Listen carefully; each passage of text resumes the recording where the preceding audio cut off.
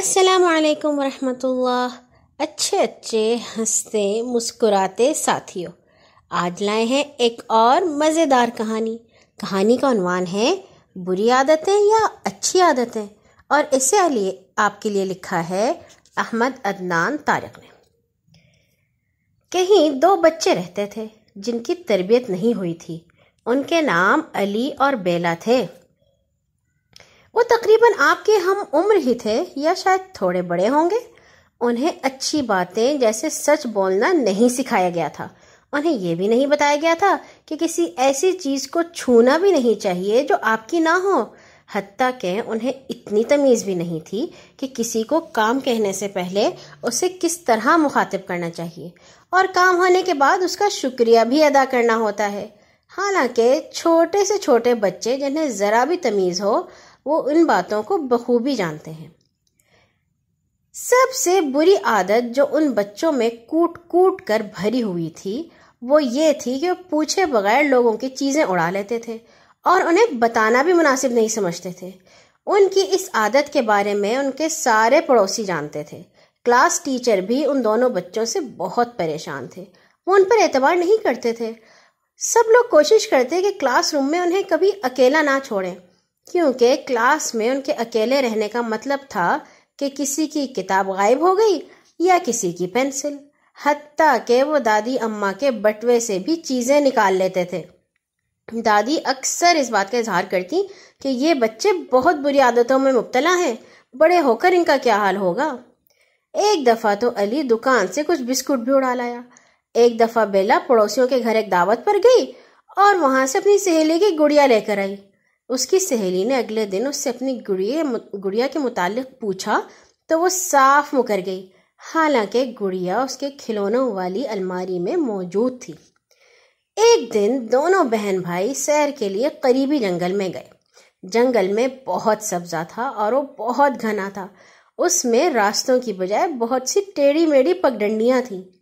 انہوں نے اس دفعہ جنگل میں جانے کے لیے ایک ایسا راستہ چنا جو سیدھا جنگل کے درمیان میں جاتا تھا اور جہاں قریب کھڑے درختوں کی شاخیں ایک دوسرے سے الجھی ہوئی تھیں۔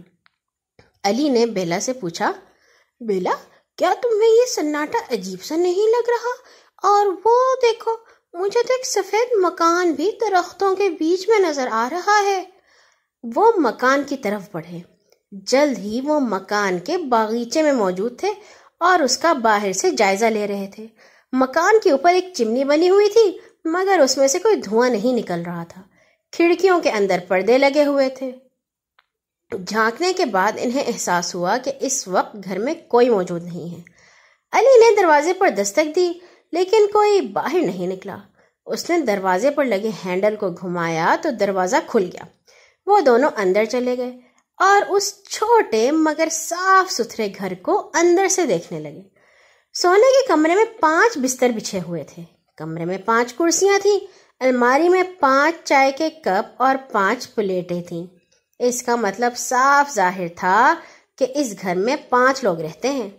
وہ دیکھو بیلا، کتنی خوبصورت 5 گیندیں ہیں۔ علی نے بیلا کو اشارہ کر کے فرش پر پڑی گیندیں دکھائیں اور ساتھ ہی گیند اٹھا کر جیب میں رکھ لی۔ پھر بیلا نے 5 بیگ ٹنگے ہوئے دیکھے۔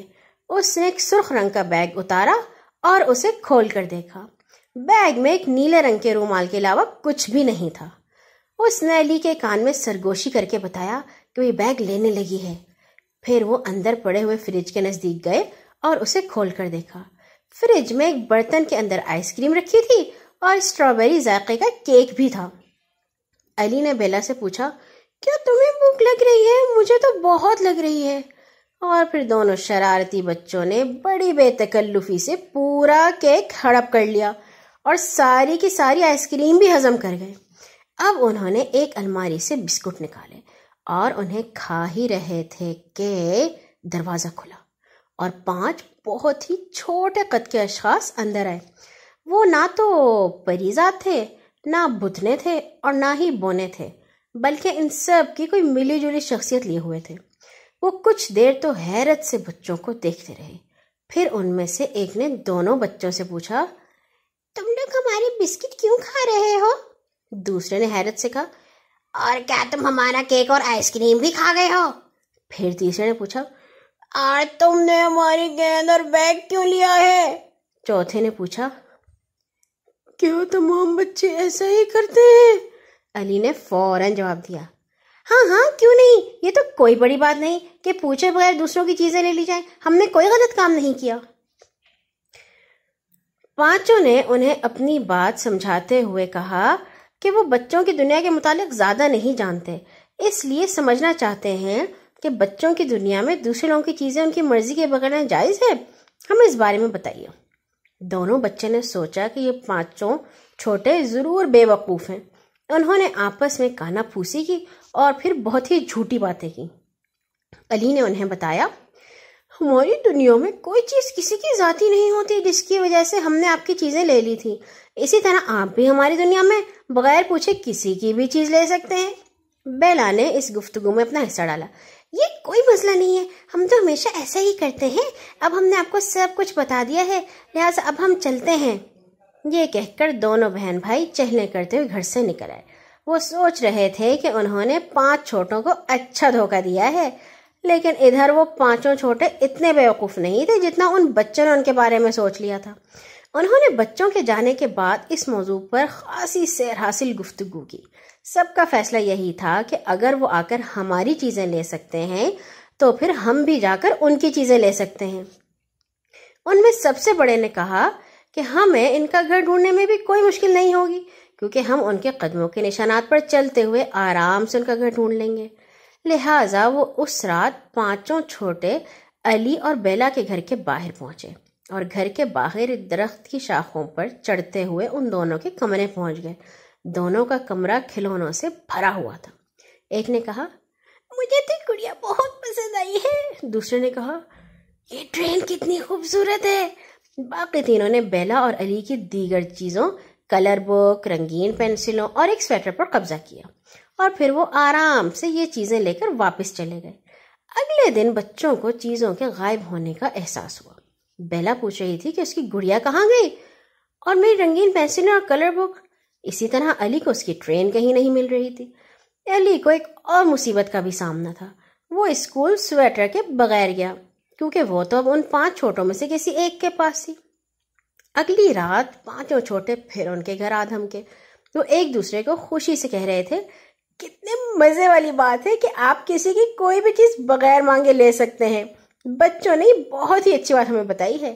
اس دفعہ وہ بیلا کا اسکول کا کوٹ لے گئے۔ چھوٹوں میں سے ایک نے علی کے باتھ روم والے جوتوں پر قبضہ کیا جو اس کے پیروں میں بالکل فٹ تھے۔ انہوں نے ان کے کمرے کی دیوار سے ایک تصویر بھی اتار لی۔ ایک چائے کی کیتلی اور کمرے کی کرسی بھی انہیں پسند آئی۔